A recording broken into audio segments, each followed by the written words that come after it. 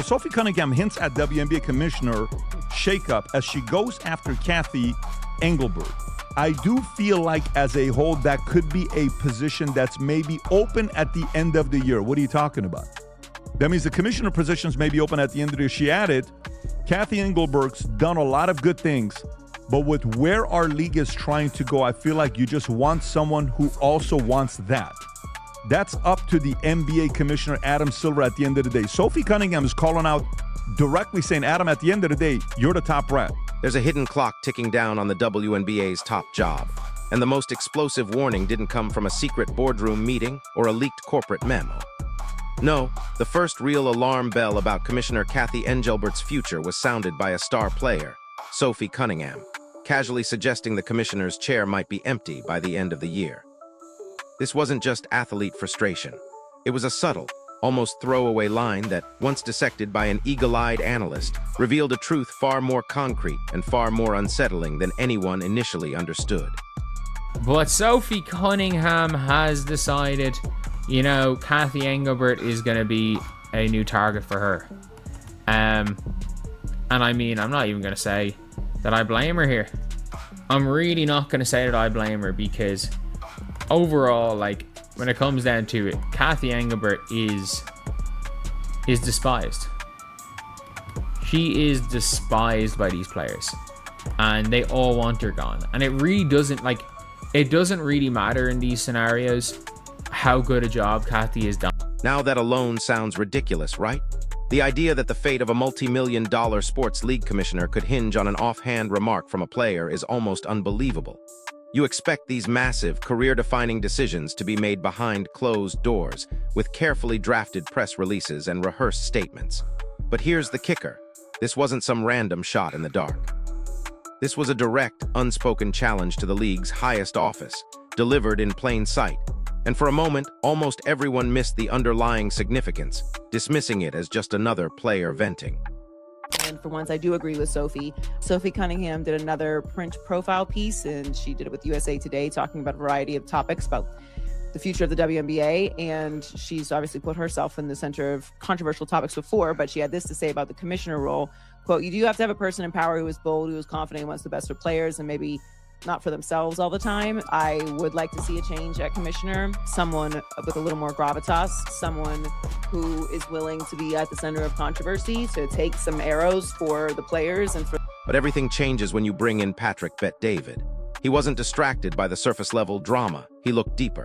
He noticed a crucial detail hiding in plain sight that made Cunningham's casual comment impossible to dismiss. It turns out, Kathy Engelbert's contract as commissioner has a very real, very specific expiration date. We're not talking about vague terms or open-ended agreements here. This is a hard and fast deadline, a date circled on Adam Silver's calendar. And suddenly, what sounded like simple player frustration transforms into a profound question about succession. A question that the league's ultimate power broker already has to be considering. Somebody that can't come out and just make a ruling about what a woman is in Women's National Basketball Association eligibility guidelines. I mean, well, we can't define that? No, it seems we can't. Because the lame duck commissioner, is too scared of the woke players and the coaches. I'm looking right at you, Cheryl Reeve. So let's rewind a bit to understand how this bombshell even dropped.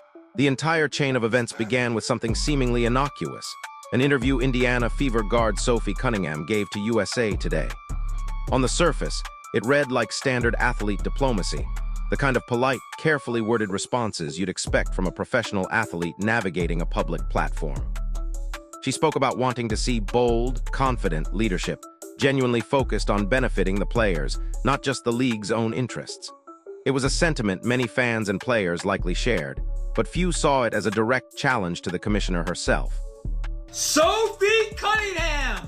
Let's go! We need new leadership. Basically calling out the commissioner, saying we need somebody in there that's confident and will fight for the players. She called her straight out and she said, maybe when this season's done, we'll have an opening there. And we need somebody in that position That's confident. Folks, why is this league so popular right now? Is it the play? Is it the exciting gameplay? No. And get this, most reporters would have just filed that quote away, considering it a standard bit of commentary. But then, almost as an afterthought, Cunningham added a single, game-changing sentence. She suggested that, as a whole, the commissioner's position could be open at the end of the year. Think about that for a second. She followed it up by saying the decision wasn't hers to make, which sounded like a disclaimer, but actually functioned as a blazing spotlight, publicly floating the idea that Kathy Engelbert's job might not survive past this season. What elevated this from casual speculation to a full-blown crisis was how incredibly specific Cunningham was about who the decision-maker is: Adam Silver.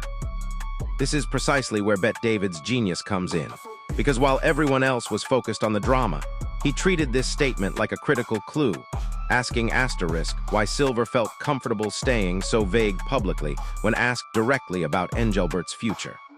I'm sorry, sweetheart, but you're going to get bad stuff said about you. You are. I'm sorry. You don't like it. I don't know. I get racist threats every day. Every day I get a racist threat. I don't sit here whine and moan about it. I fire back or I let it go. One of the two. No, it's amazing. That's your focus. That and the fact that, well, you all didn't watch us 30 years ago. You can't watch us now. It's the dumbest operation ever. The answer, according to Bet David, wasn't complicated at all once you cut through the noise and looked at the actual paperwork. Engelbert's contract as WNBA Commissioner runs out on December 31, 2026. That's not a rumor, that's not speculation, it's a matter of public record. And once you know that undeniable detail, Adam Silver's non-committal public posture regarding her future suddenly stops looking evasive and starts looking incredibly calculated. His actual comments on the subject, made at the NBA's Summer League in mid-July, perfectly align with this interpretation. He praised Engelbert for doing a strong job building the league, then immediately added there would be ongoing discussions regarding what the future looks like. It was a masterclass in saying something without committing to anything. The corporate equivalent of telling a customer their call is important while leaving them on hold indefinitely. I wouldn't be surprised if they actually let some biological men come on that court, because at least it would make it watchable. She's like the Jordan of Yeah, the Jordan. I think it was Ari Spears. He said something like she looked like a baby giraffe trying to stand. Like, you know, they can't even move. I think it's all a play because it's unwatchable. But it's like the attention that they're trying to get is unbelievable. But I respect Sophie Cunningham because, Tom, what's the word that you said? Authentic and fair. And there's This is exactly why Bet David's observation carries so much more weight than a simple hit piece ever would. He isn't arguing that Engelbert has failed at her job. In fact, he acknowledges the league's unprecedented growth under her tenure. But here's the crucial distinction. He's arguing that success in expanding a league, adding franchises, negotiating historic labor agreements, securing massive sponsorship deals, isn't automatically the same thing as success in maintaining the confidence and trust of the athletes actually playing in it. A commissioner can be a titan of industry, driving record revenue, and still face deep skepticism from players who feel unheard, unvalued, or simply disconnected from the issues that matter most deeply to them. This tension between undeniable growth and player dissatisfaction is precisely the fundamental contradiction sitting at the very center of this entire unfolding story. Part of your job as commissioner is to deal with the players. You are the middleman between the players and the owners. And if the players hate your guts, and all you have done in this scenario is every single bit of a controversy, you've deleted your Twitter. She said the worst thing ever, that like she was playing into the Magic and Bird rivalry between Caitlin Clark and Angel Reese, which is the worst thing you can say. We all know that.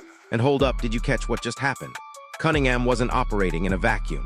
That's part of what makes her comment so much harder to just write off as an isolated incident.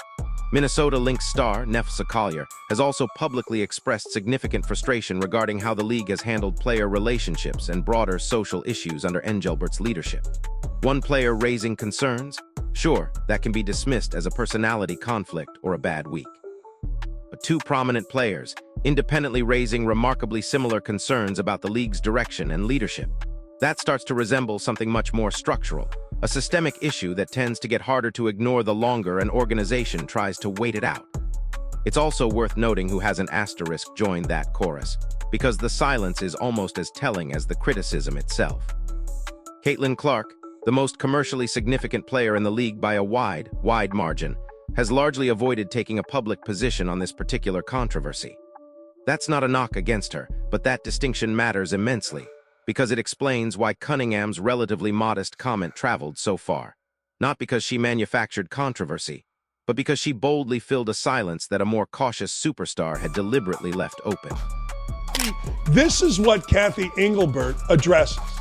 And then the ladies, Chinny, Andrea Carter, whoever else, gets mad at people for continuing the conversation about that. Here is a suggestion. Those of you inside the WNBA, why don't you talk about the games? Why don't you talk about what's going on between the lines? You're the one spreading the hate. You're the one spreading the anger. You're the ones continuing. The criticism aimed at league leadership doesn't exist in a vacuum either. It sits alongside an ongoing and much broader conversation about how the WNBA has handled questions surrounding competitive eligibility, a topic where other major sports organizations have already staked out incredibly clear, even if controversial, positions. Groups like the WTA, the International Olympic Committee, and various anti-doping authorities have each made public decisions on these incredibly sensitive issues, regardless of whether every fan agrees with the specific outcome. But according to commentary from Bet David and his co-hosts, the WNBA has reportedly spent considerable time and internal debate without arriving at that same level of decisive clarity. Whatever your personal opinion, an organization that actively avoids taking a public stance tends to invite far more criticism and speculation than one that commits to a direction and defends it. That dynamic adds yet another critical layer to the leadership questions swirling around Engelbert, highlighting a perceived lack of decisive action on issues that truly matter to the integrity of the game and its athletes. Statement by Sophie Cunningham is very, very clear. And by the way, what's even more clear is, Pat, you understand it as a leader, Adam Silver has been non-committal. And you know why he can be non-committal? You know what the expiration date on Engelbert's contract is? Whose contract? Kathy. What? December 31st, 2026.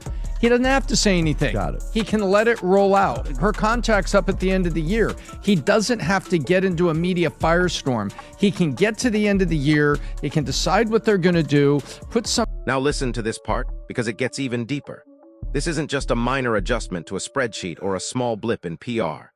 We're talking about a fundamental, seismic shift in how much money, how much media attention, and how much long-term business value is now riding on every single decision league leadership makes. And Commissioner, overseeing an $80,000 average salary league, operates with a vastly different margin for error than one overseeing a league, suddenly attracting multi-million-dollar national television deals and mainstream sponsorship dollars. This newly acquired financial clout also fundamentally changes the game for players like Cunningham, explaining why they appear to be thinking beyond their playing careers entirely, treating their public visibility as a long-term asset rather than just a short-term talking point. Now, a commissioner's probably not going to like this, although part of me believes Kathy Engelbert knows she's like done. And that's why you haven't really seen a lot from her. I do have a theory there. Should she be out in the open talking about all the controversies? Yeah. Has she been? No. Which is a total fail, but Professional athletic careers, let's be real, typically last only 3 to 5 years before injury, roster turnover, or simply age ends them. This means the choices players make during that incredibly narrow window can define their financial future for decades afterward. But David astutely pointed out that Cunningham seems to understand this reality with crystal clarity, positioning herself less like an athlete simply chasing box scores, and more like a future media figure, strategically building lasting relevance in the mold of personalities like Riley Gaines or Sage Steele. That observation isn't even about basketball. It's about shrewd business acumen and understanding the power of a personal brand in the modern media landscape. Players are not just advocating for the league. but for their own long-term stake in its future and potentially in broader media ventures. It's not fair that girls have to play against boys, and I'm here to tell you, it really ain't good for the kids. And our main focus was to hone in on little girls, protect the girls. And I got 100% agree with Sophie Cunningham in that aspect. Even certain people of the LGBTQ community has been siding with Sophie for women being protected in women's sports. Could you imagine being a female and have to go to the locker room and there's a guy in the locker room? It doesn't matter if he calls himself trans. So with all this swirling around, the biggest question looms. When Kathy Engelbert's contract officially reaches its expiration at the end of 2026, what will Adam Silver actually choose to do? As of this very moment, there is no official announcement stating that Engelbert has been removed from her position. Nothing in the available record confirms that a replacement has been selected or that Silver has already made up his mind behind the scenes. The league has remained tight-lipped, offering only diplomatic non-answers. Yet, the possibility of change, once dismissed as mere player gossip, now feels incredibly real and imminent, a direct result of Bet David connecting these disparate dots. But here's the kicker. What asterisk does exist is a contract with a known, hard endpoint, a growing number of prominent players expressing palpable frustration, a league experiencing truly extraordinary financial growth and unprecedented mainstream attention, and a commissioner whose public remarks have been carefully, almost surgically, constructed to avoid promising anything specific about her own future. Bet David's argument was never that Engelbert is definitively finished. His argument, the powerful one, is that the surrounding conditions have created legitimate, undeniable uncertainty, and uncertainty of this scale, involving a business now worth considerably more than it was 2 years ago, is absolutely worth paying attention to, regardless of how it eventually plays out. This distinction is incredibly important because it would be easy for this story to get exaggerated into something far more sensational than what has actually happened. Bet David didn't announce a firing. He simply connected an offhand remark from a player to a specific date buried deep in a corporate contract that most fans would never even see. Then, he highlighted how the league's ultimate decision-maker responded with language engineered to avoid saying anything definitive at all. None of that proves asterisk an outcome. What it does reveal is a massive pressure point building quietly beneath the surface, a growing tension that, in professional sports, has an undeniable habit of eventually forcing decisions, whether the people in charge want to make them publicly or not.